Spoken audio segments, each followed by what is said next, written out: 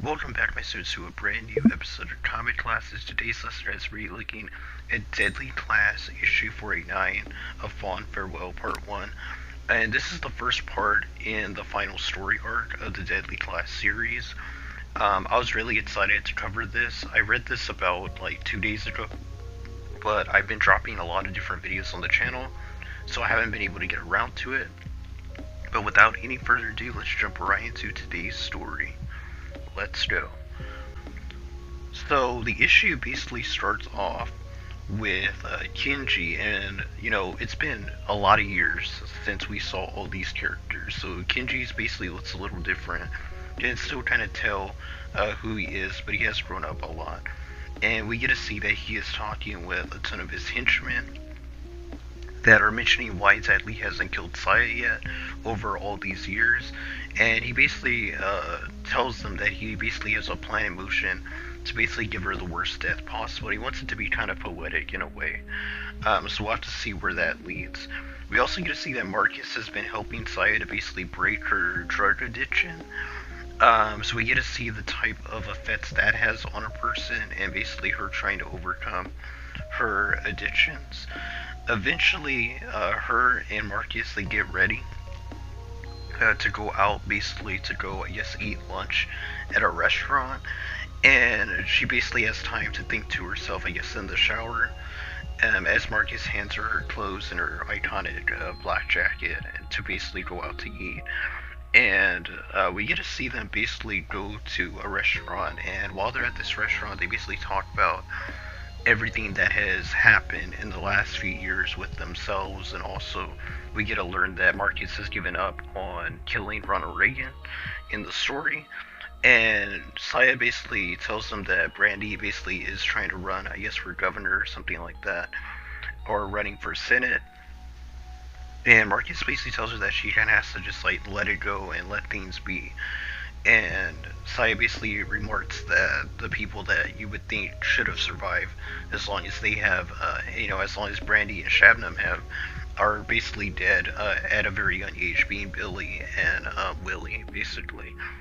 And we get to see their ghosts basically in the restaurants as well, kind of hanging out, having a good time with each other, as Marcus and Saya basically look on. Just imagine those old times, Marcus basically just smoking a cigarette. Saya's basically just imagining these two. And it's really interesting that she sees these two just hanging out. Eventually, Marcus and Saya, they have a heart to heart, and Saya basically tells Marcus in a way that she loves him. And this leads them to basically go back to their shared apartment, or wherever, Marcus's apartment, and they basically start making love to each other, basically. And it's revealed to us in this scene that Kinji basically has a camera in their room. He's basically watched them do the act, basically, to make love to each other. It's pretty weird, considering Kinji is Saya's older brother or something like that. But Kinji is a pretty weird dude, and the issue ends basically with this scene showing us that Kinji's watching them make love, at the same time saying that he likes the way that Marcus works, and that he doesn't mind the fees that, I guess, Marcus is charging him. So it's giving the impression that Marcus is actually going to try killing Saya, which I don't know why he would do that. I'm more so on the fence, thinking that he's trying to trick Kinji into letting him in so that he can get Saya to basically kill her brother, give her the opportunity to kill Kinji. Because I really don't see Saya and Marcus killing each other. I do think they'll probably end up with each other at the end of the story. I know that some spoiler covers have came out for the next few issues, and that Maria is supposed to be alive, apparently. So this story basically started off with Saya basically enacting her revenge on Kinji and his bodyguards. Now we get a really cool action scene, an action sequence with Saya with her katana, basically cutting down a ton of Kinji's bodyguards, which are fellow kinsmen, basically, family members, basically, of I think it's the Kuroki Syndicate or something like that. And yeah, eventually it's revealed to us that this is actually all basically inside his mind. She's basically relaying this information to Marcus. And after Marcus points out some of the flaws in her plan and her strategy to take out Kenji, he basically gives his plan, and it seems to be like a scene out of The Matrix, which is pretty funny. And Saya basically calls him like Neo and stuff like that. We get like a little bit of a reference. This story right here is taking place in the year 2001, so I think it's like 2 years after The Matrix that came out. So I really like those little references that kind of put the story in the period that Rick Remender basically is trying to tell the story in. And yeah, there's a lot of cool action panels in these scenes, action sequences, and eventually we get to see them basically talking to each other, Saya and Marcus. And Saya basically tells them that she has a plan, another plan, that might actually work. So they basically enact this plan in the next few pages, and we get to see that Marcus basically dresses up as somebody else. I'm not sure he's supposed to be dressed up as a girl or a dude, but he has like long, like brown hair, and he manages to smuggle in like a bomb to basically get all of Kenji's bodyguards to freak out and try to run for the exit. So he gets all of them to be in one area, and this is where Saya basically is waiting for them. And Marcus basically shuts off the lights, and Saya goes in and starts killing all of Kenji's bodyguards. After they're basically done with this, they head to where Kenji's supposed to be, and they use an explosive to basically open up the doorway and open up the door. And they basically go in with Katana, with Saya with her Katana, not her main one, because that one I believe is with Kenji, who had taken it from her in one of the previous story arcs before the time skip and before she lost her hand. And Marcus basically just uses guns as usual. And we get a final action sequence in this issue, and we get to see Saya basically decapitate and cut down a lot of her fellow Kuroki members, the Kuroki Syndicate members. And eventually she's able to manage to get her sword back from Kenji's display where he has it, for show, I guess. And this part is revealed to us that Marcus was actually hired by Kenji, which we had gotten that information in the last issue, I believe. But this is where we get to learn more about it, and we get to see that Marcus isn't going to kill Saya, but instead gives her option in going after revenge still and letting that poison her heart and basically taking over the Kuroki Syndicate after she kills her brother Kenji, or she can go with him to basically to live on a beach. Basically, just I guess Marcus throughout these years has been like killing people for money or something like that. So he has a lot of money. Apparently, he has money put away. So they basically go live a normal life. So he basically leaves the room and gives Saya the option to make her own decision on what she wants her future to be. And when Marcus is basically outside the door and basically is, taking a smoke, he eventually goes back into where Saya was supposed to be and sees that Kenji's head has been decapitated. So she basically killed her older brother and left a note for Marcus. And we don't get to see what the note said, but this is where we get to see that whatever it was puts Marcus into a type of depression like state, which makes him really sad. And the issue ends with him basically saying that he wanted to save Saya, but more than anything, he feels like he wanted her to save him, basically. Kind of showing that he feels like he has lost himself in all of this. Even all these years after King's Dominion, he's still stuck living this type of assassin lifestyle. And maybe there is no escape, for someone like him. And I thought that was a really cool way to end the issue. And yeah, so this story basically starts off with Marcus basically executing an assassination mission of his, and it's really cool. We get a lot of cool action sequences. We also get to see him as he kills these goons that he's having hallucinations of Master Lin. So that's really cool, and we're seeing the type of trauma that Marcus is dealing with after all these years after killing Master Lin, or leaving him there to die in King's Dominion. We also get to see this dude hanging out with his prostitute girlfriend or something like that, very young girl. And while they're hanging out, Marcus basically does a headshot on the dude and kills him in cold blood, and basically completes his assassination mission. Now, Marcus talks to this young girl, and basically tells her that, she shouldn't be hanging out with married men. And that's the moral of the story. And he basically leaves her there as he goes, and we get to hear that the girl basically cries out saying that, the crime lord or whoever she was, dating that's married basically is dead, that he's been killed. So Marcus has to make his way out of there as the guards come in and they basically try to kill him. It's a ton of them start shooting at him once they enter the room. So it's really cool. We see the girl basically taking cover next to the dead corpse of her partner, basically, the guy that was married. So Marcus basically goes and lands on the ground. He goes into hiding, and he tries to make his way out of this infested area with all of these criminals. Eventually, he uses this type of smoke screen to get a lot of kills on these criminals, and eventually he makes his way to another area of the place, and this is where he's confronted by Maria. So Maria, as we saw in the comic cover, was spoiled to be alive, which I don't think that was a really good decision to do. But the last few issues before this had kind of hinted that Maria was alive, especially the last issue. So I guess Rick Remender and Wes Craig didn't think it was a big deal to, hold off on the reveal that she's alive.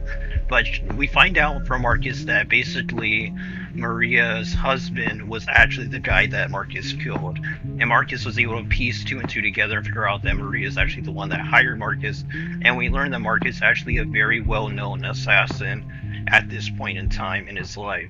That's really cool. And Maria tells Marcus, and she gets mad because Marcus did not kill her husband's mistress, basically, his prostitute. And she's mad about that, but Marcus says that she deserves a second chance at life, that she's a very young girl, only 25 years old. And considering Marcus is saying this about her being young, 25 years old, and that was the age that Maria got married to her husband, I'm assuming this Marcus is actually in his 30s, or maybe even going into his 40s, so that's kind of crazy how much of a time skip this has been. But yeah, so basically going off of that, we get to see that Maria basically tries to get Marcus out of there, and tries to make it seem like the criminals are mistaken that Marcus isn't the one that killed her husband, but they know that she's basically lying, and then they say they're not going to take orders from her being the wife of the crime lord and not the crime lord himself.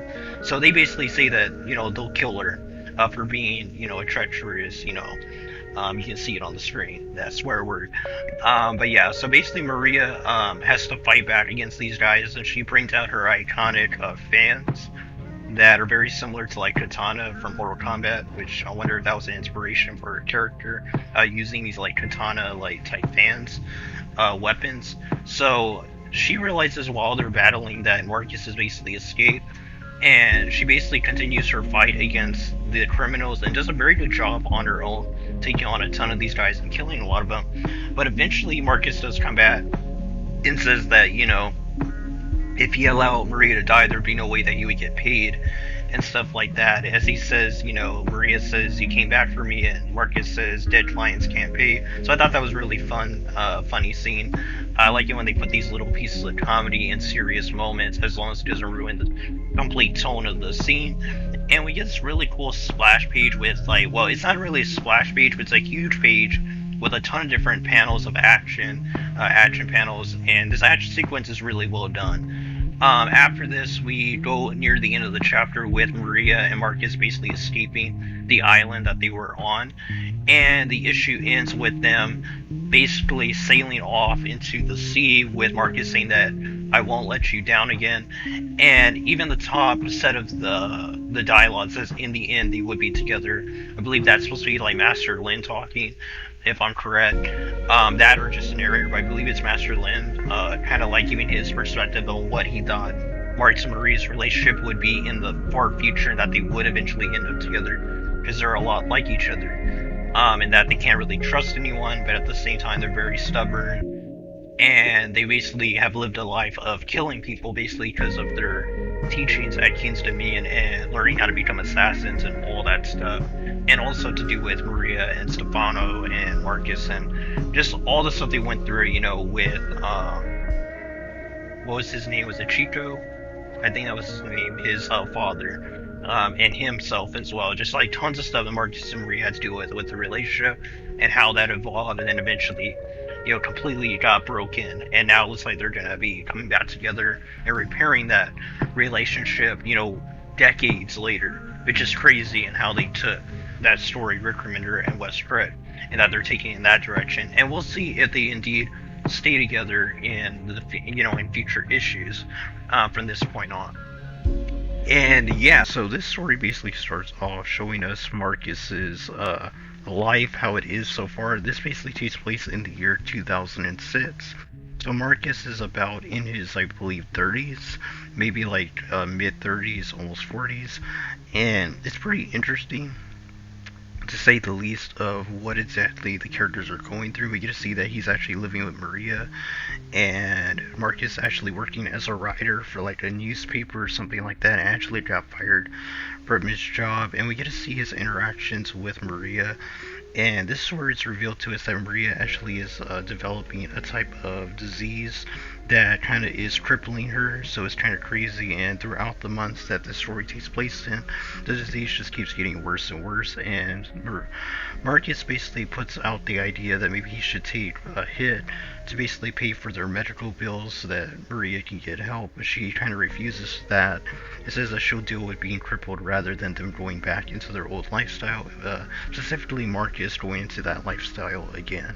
So I thought that was really cool, and we basically get to just see their life throughout the issue and the stuff that they go through, and how Maria's basically disease is basically affecting her. Now, one thing that I was very mixed about in the issue was the very obvious political views that Rick Remender was putting into this issue. And throughout Deadly Class, he's been very good at keeping the political stances to like a standstill.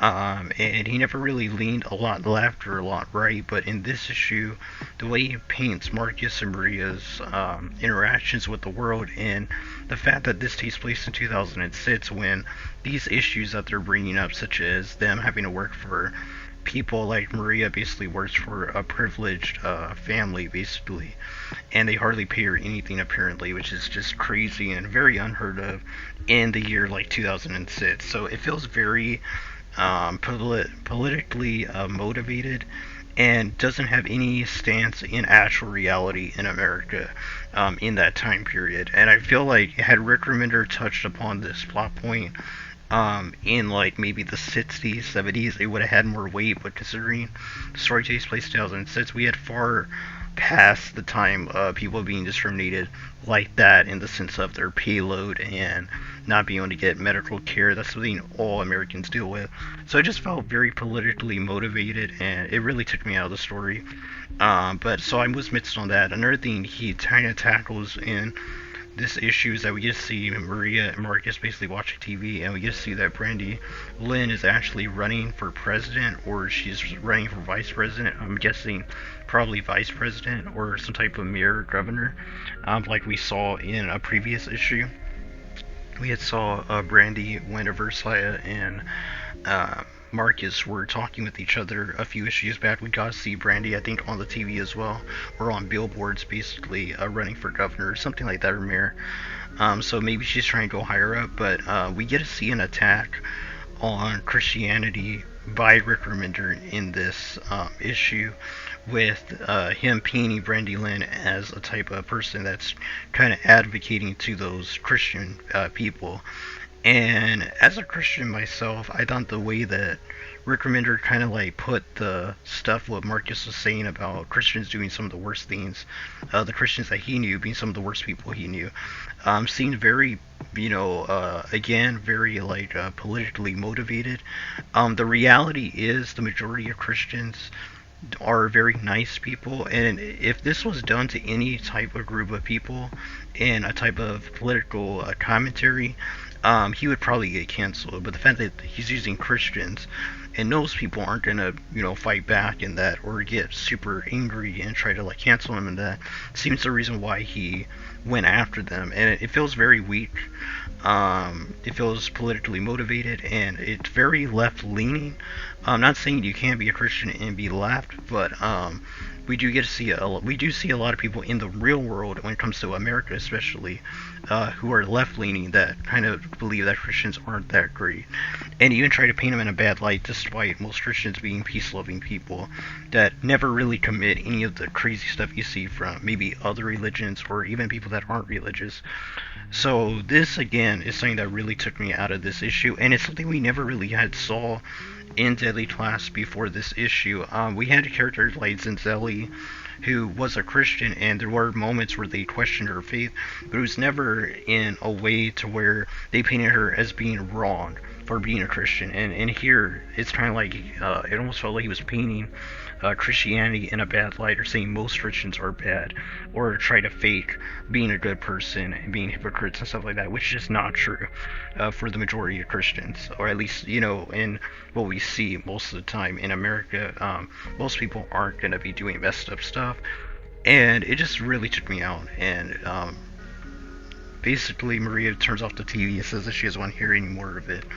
Or I think it's Marcus who does that, and then Maria tries to turn it back on, but her hand basically messes up just the crippled sickness that she's getting that's crippling her.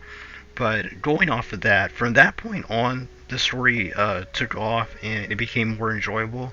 And I think the reason for that is that the whole rest of the comic from that point on, which I would call the second half of the issue, is basically has nothing to do with Rick Remender's politics, but instead he goes back to just writing a good story, and that's what he excels at when he doesn't jump into that stuff. So we get to see Marcus basically writing in a journal to his future children, with Maria, I'm guessing, unless Rick Remender's going to throw a curveball and get a Messiah in the future. But we get to see them basically going on all these different trips and dates, and eventually we get to see that Marcus grabs inside of his bag when they're basically chilling out at some vacation house or something on a beach.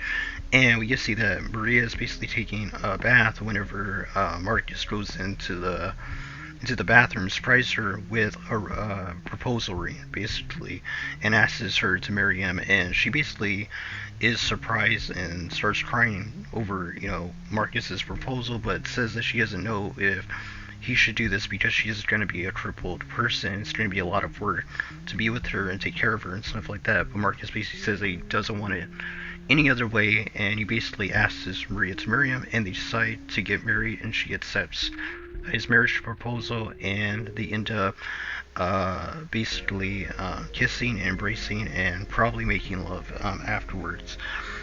We get to see that Marcus basically takes her to Las Vegas, which is where him, Billy, and the rest of the gang, Saya and them, went in the first volume of Deadly Class. That was a nice callback, and we get to see that Marcus and Maria remember that time and also acknowledge how much Las Vegas has changed since, I think, the story took place in the 1980s when the series first started. So a lot has changed since then. And Marcus even gets to see some of the hallucinations, like the clown hallucination he saw in the first volume. So that's pretty interesting. And we get to see that Marcus takes her to a church, and when he tells her that there's a surprise inside that is really going to surprise her, we get revealed to Zinzelli, Guan, and Helmet basically as adults with Marcus and Maria.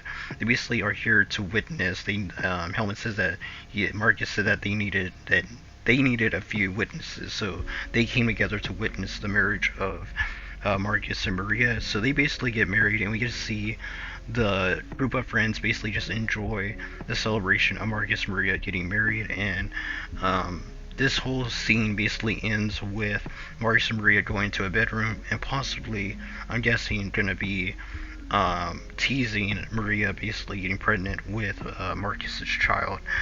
But we'll see. And yeah, so the issue ends with Stefan being revealed. And we get to see that Stefan basically is talking, I think, to his boyfriend or husband or whatever. So he basically moved on as he got older.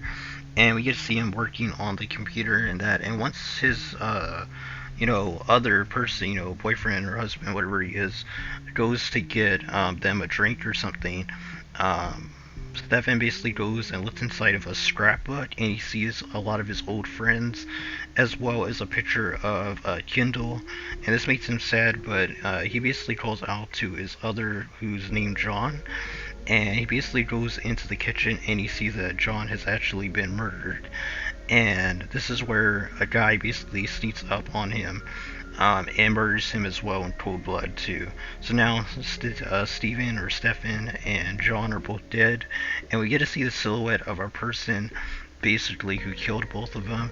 And he goes to the computer that Steven was working on, and we get to see a picture of Maria, Marcus, and their friends, Helmut, Zinzelli, and Guan, basically hanging out in that, which is what we saw on the other page, the scene of them while hanging out, and shows them basically just looking at it on the laptop and heading out, basically, I guess, to go find them and possibly kill them.